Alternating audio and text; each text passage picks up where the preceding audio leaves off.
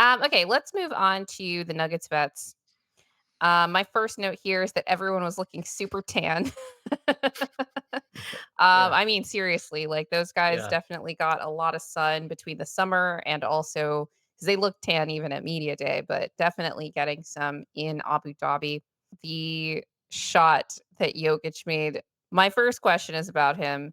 So he goes for this fake lefty hook, and then So absurd. he modifies it to a right fadeaway. This was one of the first possessions of game 1 over Luke Kornet. Uh, is Jokic creating new challenges for himself? Is that what he's doing right now? Just trying to keep things interesting? Or is he just, like, still in a really aggressive mood because of the Olympics being not that far in the rear view? I think if you asked him, he would deadpan and be like, "Oh, well, I had lost the ball, and then I repositioned." You're right. He just wouldn't bite on it. I don't know. I think he's really competitive, and he just likes. I don't know. His competitive streak is very underrated to me, and that's crazy to say for a three-time MVP, but I think it's very True. underrated. It is. It genuinely is, though. I think he just likes going out there and he's like, "Dude, I'm gonna drop 20 on this guy, like, enough." And he might I not think it might not be like that, like, "Oh, I'm gonna go out there and I'm gonna, like," like, whatever, I mean, but it manifests itself that way on the court, or at least it did but he just in does it, these So, games, yeah. that's one of those moments where I don't know if he's, like, creating challenges, um, but damn, that dude loves just, like, besting his opponent. He just does, like, it's I don't There's know, it's cer what he was there are certain guys that we've pointed out. There are definitely Valanciunas? some matchups that he does not take as seriously, but then there are some, like, you can go too far in that direction, and there are some matchups where he's like, um, what's the word I'm looking for? He feels disrespected that you would put this guy on him and just, like, goes at them relentlessly. I just didn't expect to see that in the preseason. He did not look like that in the last 2 preseasons, and I'm like, maybe it's just because 'cause they're in Abu Dhabi and he's putting on a show. All I'm gonna say is he might set his is Valanciunas in Washington now? He might get his career That high actually might be 'cause that might be the 100-point game. his season high last year was against Washington, and we just know all about that. That might Yeah, be the career high night and he this year wasn't against trying to Washington. score that hard in that game either. He was Yeah, just like, "Okay, yeah, fine." yeah. But yeah, now that Valanciunas is there, I'm circling that game. It's gonna be a big one. Jokic I thought was in a really aggressive mood. He looked pretty good. Jamal I thought was interesting. He made some plays at times, especially early in the first game, and then other times he didn't make plays. He appears to be moving pretty well. Like he looks a Yeah, lot better just moving around on the floor both on and off the ball than he did at the Olympics, and that was pretty evident, and I didn't necessarily expect to see, like, that clear difference. yeah. But he seemed to be taking more of a back seat in both of these preseason games. Um, one of the things that I still wanna see from him is actually taking more off the dribble threes. You know, he was one of the best pull up 3-point shooters in the NBA by percentage, but he wasn't taking them at high volume, and we need to get the 3-point volume up on the team, in some way, and I really think the pull up threes is where we lose a lot of ground with other teams in terms of attempts, more so than, like, a catch and shoot situation, because we just don't take a lot of pull up threes on this team. We only have a couple of capable, pull up shooters at any given time, and last year it was just Jamal and Reggie, and Yeah. Jamal just doesn't like to take that shot. He likes to get into the mid range, get closer to the basket. He's often trying to create a passing angle to Jokic. So he's running the pick and roll, not necessarily to create his own shot for I think most of the game until it comes to like winning Yeah. time and then eye of the tiger. Um what would you say is the general mood around Jamal's mindset in terms of like the level of aggression or like what he's trying to get out of his season going into this season, or at least like what he is projecting or what the team is projecting about him.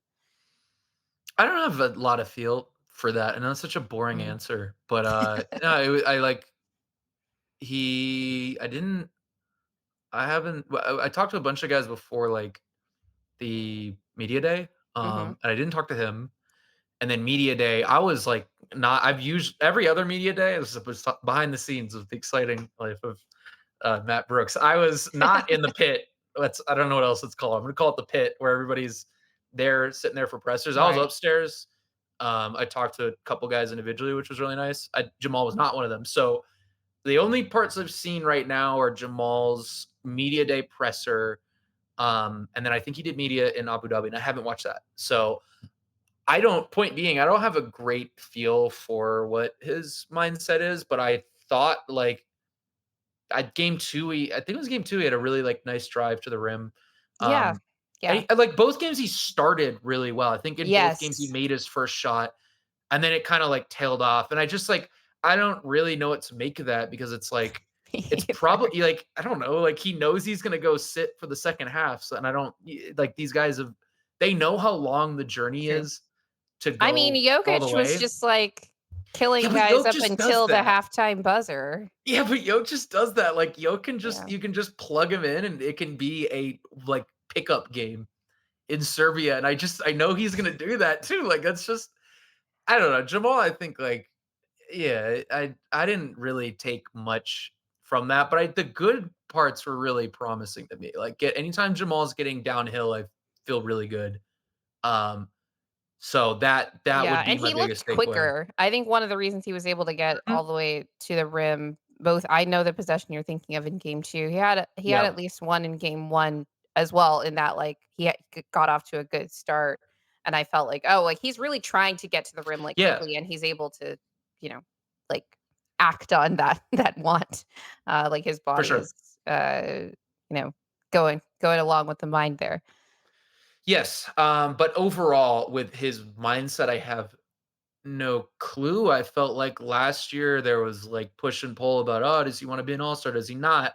That was like a big talking point. He just said he wanted to win another championship. This year, I don't have any idea what the narrative or talking point is or anything like that. Hmm.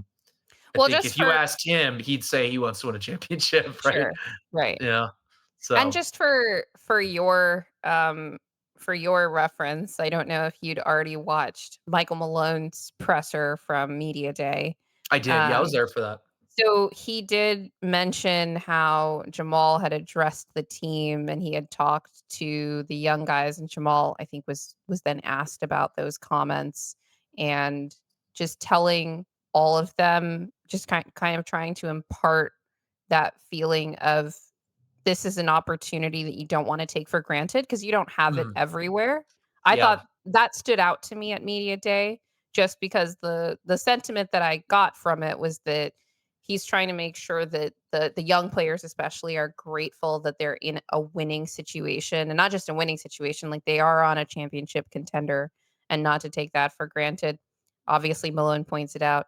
Malone's great with the media. And then Jamal has mhm. to get asked about it, and then he kind of reiterates that You're right. in talking to them and talking about especially Kristen and Julian because they were mentioned in the, you know, competition to be, Sure. for that starting role. So I thought that that was interesting, but we haven't really gotten much else, from him. Like his and AG's media days were like mirror opposites of each other with respect to just openness about all that stuff. But you know, our mercurial star, he always likes to make himself difficult to read. Let's actually move on to the forwards, the starting forwards, AG and MPJ. What did you make of AG's aggressiveness with his jump shot? Because he was taking like I'm movement shrugging. threes in People that this are in just that game. listening. I shrug. I don't Okay. know. He that was something he's worked on, was his shot. That to me was like just preseason. Why not? Take him, get the reps in. Taking some middies. Yeah. Yeah, Yeah. I really wasn't like, I think we know what AG is gonna do. Like I don't think he's gonna Yeah. be, yeah, maybe, It's yeah, difficult to tell because something you can glean some things from preseason, but there with certain players, especially the veterans, you're like, "Oh, okay, maybe they're just, like, treating this as a pickup game," like you say, yeah. like, Apparently, Yeah. Jokić was, and he was having a lot of fun with that.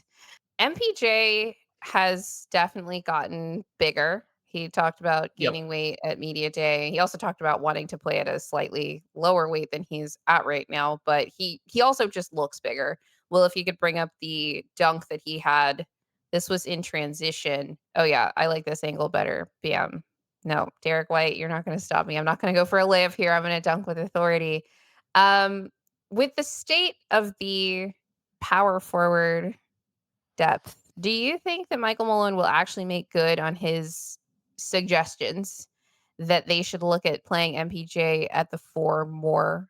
Do you think that would or should be more with Dario or with Jokic? Think they will. I think ultimately, I like one of those 2 guys as the first sub because I like both of them with the bench. I like AG with Russ because that's like a lob outlet that's a different look.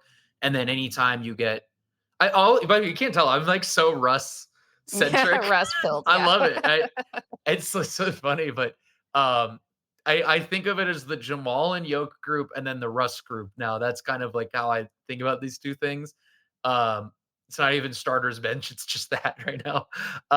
So yeah, I mean, whichever one meshes better with the bench is probably that first sub I do. I could see both of them looking pretty good. I could see AG being really helpful as that dunker spot fill-in guy like that's going to be there for those drop-offs that Russ is making or lobs that Russ can do. He's mostly played with pick and roll lob threats, so that's a Yeah. pass we know he has.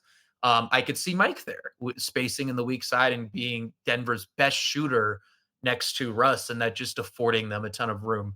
So I could see either one, but I definitely want I want to see both of them tried out in that role. I think is my point of this. Hmm. Um, Yeah.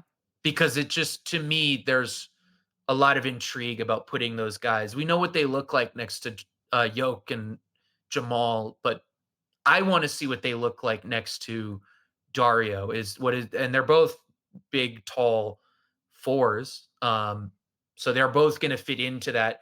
Hey, if we're playing Dario up or Yoke up, they can fill that. We're going to tag rollers. They fit what I was talking about earlier, like the Nuggets. The second they started having really tall low men, both of those guys can be that and be those kind of like secondary weak side guys. So yeah, I think I want to see both.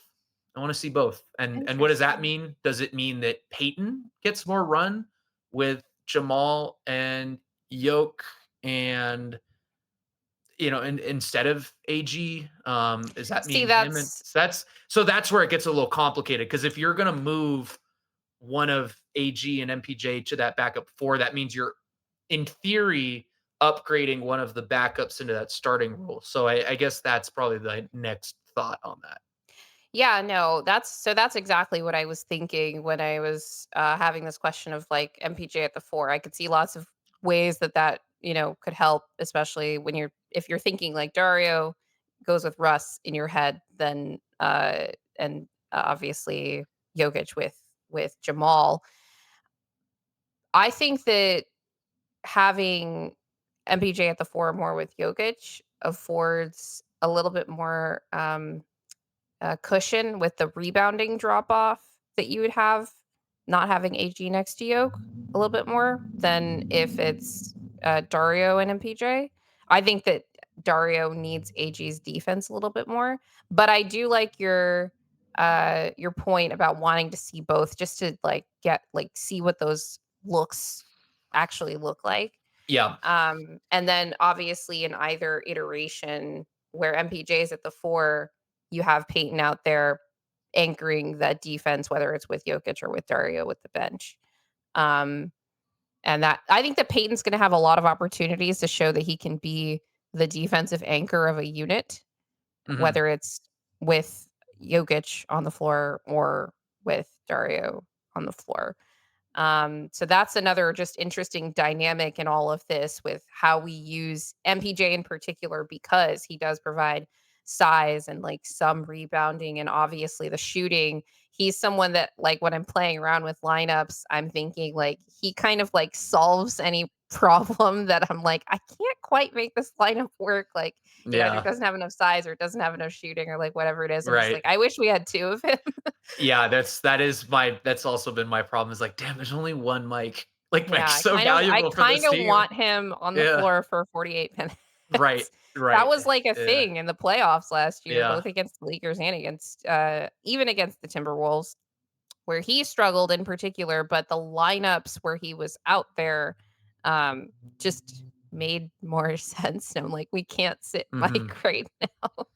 Um so that's interesting, and let's talk about some of the less than ideal performances we had from some of the other power forwards on the team. The first one that comes to mind is Vlatko because Vlatko got a ton of burn in both of these games. So he actually started in the second game and he was one of the first off the bench in the first game.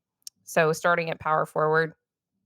I actually thought in the case of Vlatko, he didn't really stand out super positively or negatively. He was clearly rusty, right, coming off of over a year not playing any NBA basketball. He did play a little bit for Team Slovenia in their qualifying tournament, but that was short-lived. Like they didn't make it to the Right. Olympics, and he had like one like actually looked pretty good game, and then one or two games where he didn't look great, and he was clearly like uncomfortable and all of this stuff. Right, he's coming off of the ACL. So I didn't really have a takeover about him. To the audience, please, if you are not subscribed, please hit the subscribe button. We're really trying to grow the channel.